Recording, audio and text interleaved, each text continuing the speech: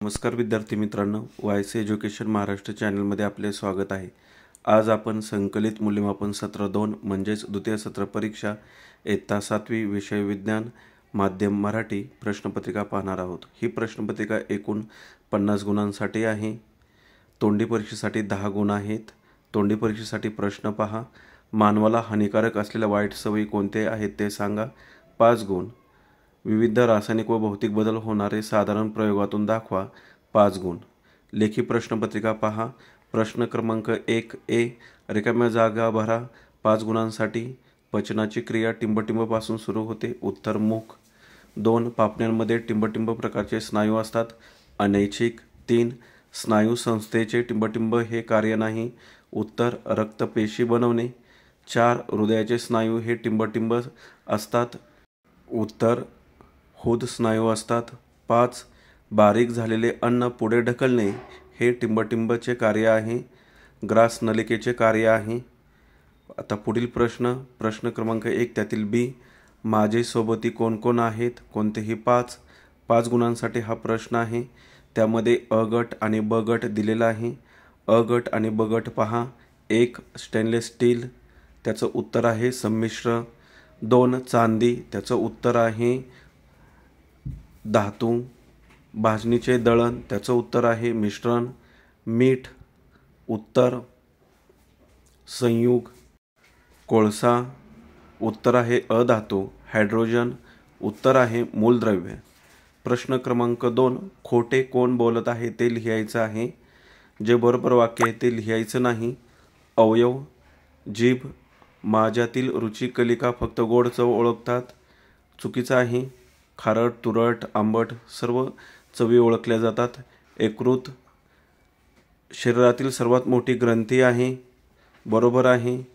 3. मोठे आतडे, माझी लांबी 7.5 मीटर आहे, मोठे आतडे चुकीचं बोलत आहे म्हणून ते उत्तर लिहायचं आहे। आता पुढील चौथं वाक्य पहा। चौथं वाक्य खाली दिलेलं आहे। अपेंडिक्स, पचनाची क्रिया माझ्याशिवाय होऊच शकत नाही, चुकीचं वाक्य बोलत आहे। फुफ्फुस, उत्सर्जनाच्या क्रियेत माझा महत्त्वाचा सहभाग असतो, बरोबर आहे। कार्बन डायऑक्साईड हा बाहेर फेकला जातो फुफ्फुसामार्फत। प्रश्न क्रमांक 3A, पुढील संज्ञावरून मूलद्रव्यांची नावे लिहा, 5 गुणांसाठी हा प्रश्न आहे। Zn झिंक म्हणजे जस्त, Cd cadmium, Xe xenon, Br bromine, Ti thallium, Cu copper तांबे, Si सिलिकॉन वालुका, Ir इरिडियम, Pt प्लॅटिनियम। प्रश्न क्रमांक 3B, फरक स्पष्ट करा, 8 गुणांसाठी आहे प्रश्न।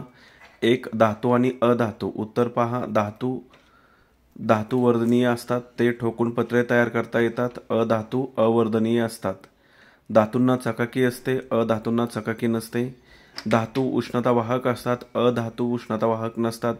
धातूंचा आवाज खणखणीत असतो म्हणजेच त्यांना नादमयता असते, अधातूंना नादमयता नसते म्हणजेच अधातूंचा आवाज खणखणीत नसतो। त्याचप्रमाणे तुम्ही धातूंची अवस्था लिहू शकता। धातू स्थायू अवस्थेत असतात, अपवाद पारा हा द्रव अवस्थेत आहे, अधातू द्रव्य अवस्थेत असतात। दुसरा फरक अणू आणि रेणू। अणू मूलद्रव्याच्या लहानात लहान कणाला अणू असे म्हणतात, रेणू संयुगाच्या लहानात लहान कणाला रेणू असे म्हणतात। 2. स्वतंत्र अस्तित्व असू शकते किंवा नसू शकते, रेणूंचे स्वतंत्र अस्तित्व असते। जर चॅनलवर नवीन असाल तर आपल्या चॅनलला सबस्क्राईब करा। प्रश्न क्रमांक 4A, खालील प्रश्नांची उत्तरे लिहा, 10 गुणांसाठी हा प्रश्न आहे। त्यातील अपमार्जक वापरल्याने मळकट कपडे कसे स्वच्छ होतात, उत्तर लिहून दिलेलं आहे। व्यवस्थित व्हिडिओ स्टॉप करून वाचन करा। 2 ते 3 वाक्यात उत्तरे असल्यामुळे संपूर्ण उत्तरपत्रिकेत लिहायचं आहे। पुढील प्रश्न आ, पाणी कठीण आहे का, हे तुम्ही साबणचुऱ्याच्या सहाय्याने कसे तपासाल, उत्तर साबणचुरा पाण्यात टाकून ते मिश्रण ढवळले असता साबणाचा फेस न होता साका तयार झाला तर ते पाणी कठीण आहे असे समजावे। पुढील प्रश्न ई, टूथपेस्टचे महत्त्वाचे घटक कोणते व त्यांचे कार्य काय आहे, उत्तर टूथपेस्टमधील घटक calcium carbonate, calcium hydrogen phosphate.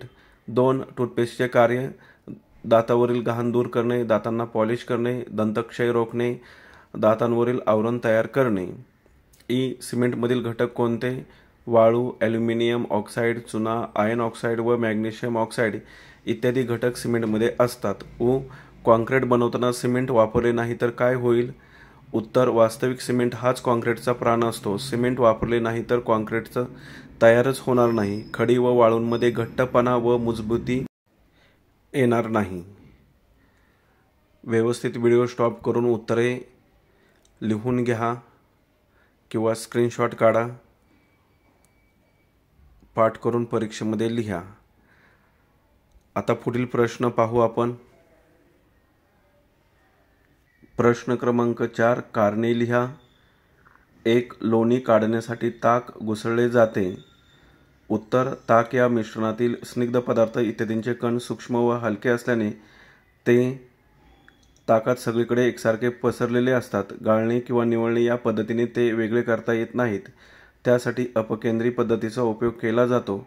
ताक घुसळल्याने ताकातील कणांवर केंद्रापासून दूर ढकलणारे बल निर्माण होते. त्यामुळे लोणी काढण्यासाठी ताक घुसळले जाते. 2. कठीण पाण्यात साबणाचा उपयोग होत नाही. उत्तर कठीण पाण्यात साबणाची पुष्ट सक्रियता नष्ट होते. त्यामुळे त्याचा फेस न होता साबण तयार होतो. साबणाचा अपमार्जन करण्याचा गुणधर्म नष्ट होतो. परिणामी कठीण पाण्यात कपडे स्वच्छ करण्यासाठी साबणाचा उपयोग होत नाही. 3. उघड्या डोळ्यांनी सूर्यग्रहण पाहू नये. उत्तर सूर्यग्रहणाच्या काळात सूर्यबिंब झाकले गेल्यामुळे त्याची प्रखरता काही प्रमाणात कमी होते. तरीही या काळात उघड्या डोळ्यांनी सूर्यग्रहण बघू नये. कारण सूर्यग्रहणाच्या वेळी हानिकारक अतिनील किरणे पृथ्वीवर पोहोचतात. त्यामुळे डोळ्यांना इजा होण्याची शक्यता असते. अशा प्रकारे आपण विज्ञान विषयाची इयत्ता 7वीची 50 गुणांची द्वितीय सत्र परीक्षा 2025ची प्रश्नपत्रिका पाहिली आहे.